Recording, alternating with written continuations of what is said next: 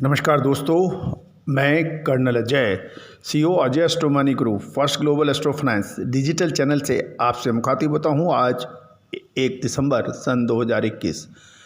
दोस्तों, आज के विशेष एपिसोड में हम चर्चा करने वाले हैं राशियों के आधार पर आपका नफ़ा नुकसान, एग्रो कमोडिटीज़ के अंदर होने वाली हलचल, स्टॉक मार्केट के अंदर क्या होगा, तेज़ी या मंदी, इसके अतिरिक्त नॉन एग्रो कमोडिटीज़ के अंदर क्या होगी हलचल, इन सभी पर विस्तृत विश्लेषण हम इस शो में करने वाले हैं। सबसे पहले राशियों के आधार पर आपका नफ़ा नुकसान।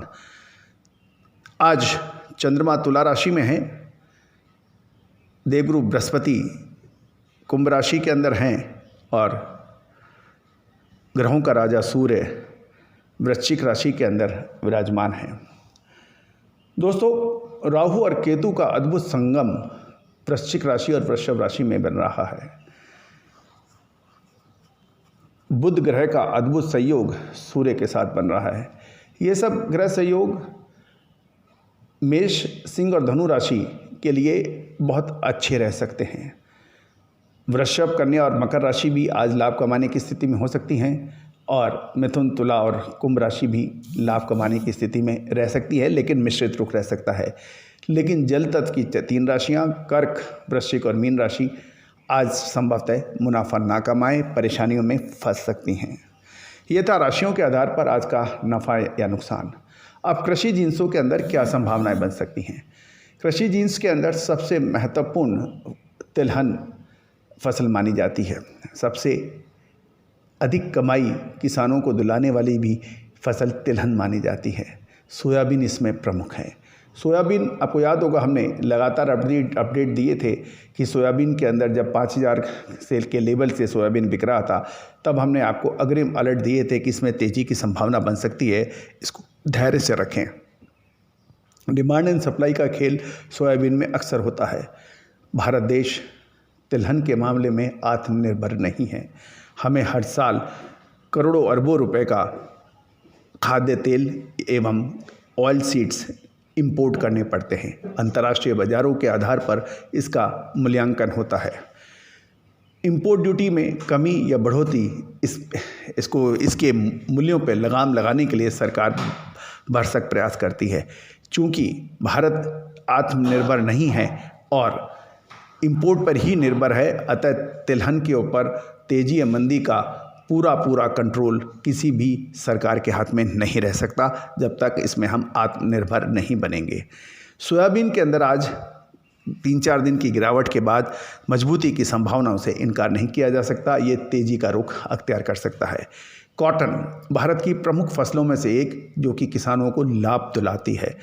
कॉटन यानी कपास के अंदर भी पिछले 2-3 दिनों से लगातार अफरा तफरी का माहौल चल रहा है और लगातार आंकड़े सकारात्मक आ रहे हैं। उत्पादन अच्छा बताया जा रहा है, इससे किसानों के अंदर भी थोड़ी घबराहट है। दोस्तों, गौरतलब है कि सितंबर अक्टूबर के अंदर कपास के अंदर एक तरफा तेज़ी दर्ज हुई थी। ये उस वक्त हुई थी जब कपास की फसल का टाइम था।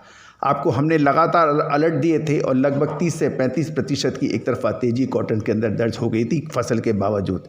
उसके बाद मुनाफा वसूली का दौर भी चल रहा है। अब आज मुझे लगता है फाइनेंशियल एस्ट्रोलॉजी एवं फंडामेंटल एनालिसिस के आधार पर कॉटन के अंदर बाउंस बैक यानी तेज़ी की संभावना बन सकती हैं।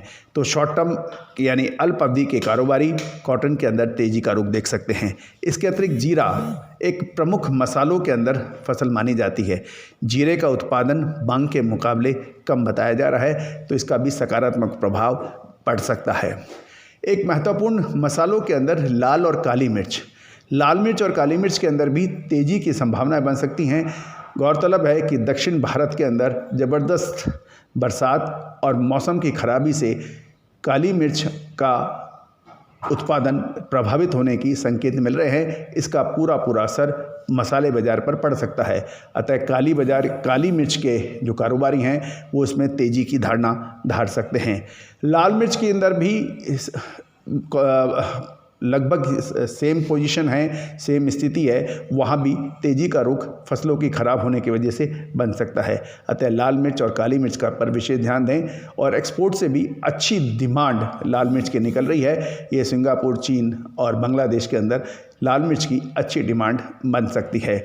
अतः मसाले के कारोबारी, चाहे वो लाल मिर्च हो, चाहे काली मिर्च, जीरा या धनिया, इसके अंदर तेज़ी का रुख रह सकता है। तिलहन के ऊपर जैसे हमने चर्चा की, सोयाबीन में आज तेज़ी रह सकती है और कॉटन के अंदर भी मजबूती की धारणा धार सकते हैं आज के दिन। ये था कृषि बाजारों पर एस्ट्रो फाइनेंस का आकलन।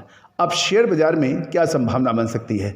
दोस्तों, ओमिक्रॉन यानी कोविड का लेटेस्ट वर्जन बाज़ारों के अंदर अफरा तफरी, घबराहट का माहौल बता रहा है, लेकिन भारत के जीडीपी के क्वार्टरली रिजल्ट्स काफ़ी अच्छे हैं, सकारात्मक हैं।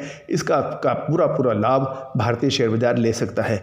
अग्रणी कंपनियों पर नज़र रखिए, Tata chemical, Pidilite industry, HDFC bank, Maruti Suzuki, इन सभी कंपनियों पर नज़र रखी जा सकती है। इसके अतिरिक्त फर्टिलाइजर स्टॉक्स के ऊपर भी सकारात्मक रुख रहने की संभावना है, चाहे वो चंबल फर्टिलाइजर हो या फिर